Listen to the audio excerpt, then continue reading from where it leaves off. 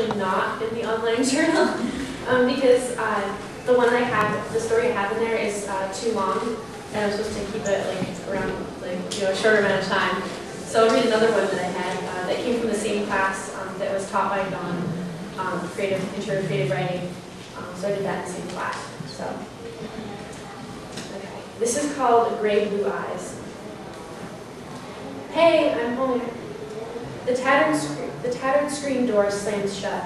A worn leather brown briefcase thuds to the floor and tips over to one side. Tired footsteps trudge into the kitchen. Tossing his old gray jacket onto the back of the nearest chair, he sits down beside her.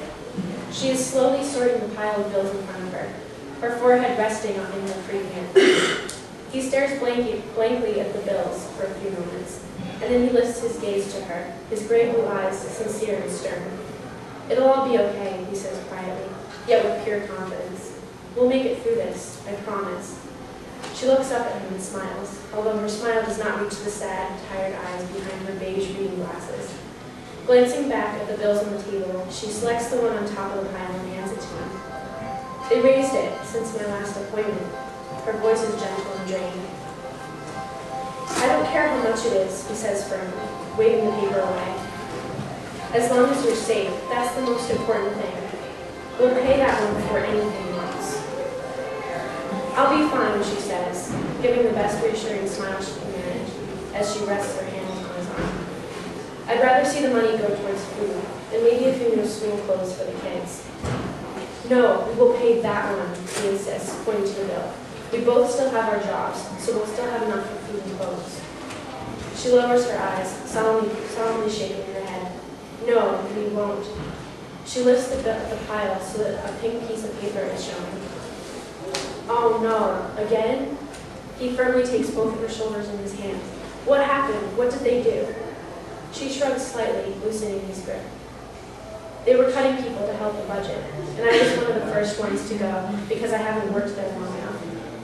It was bound to happen at some point. He shakes his head in disbelief. No, this can't. I'm not going to let this happen. We can still pay the insurance and get your medicine. We can find a soup kitchen. No!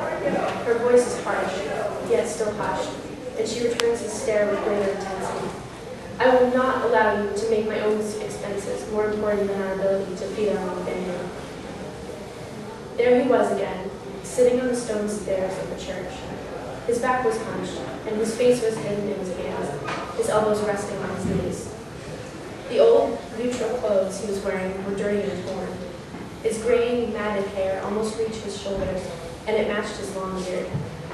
Beside him, an empty glass bottle lay on its side. As I drew nearer, I slowed my pace, just watching him.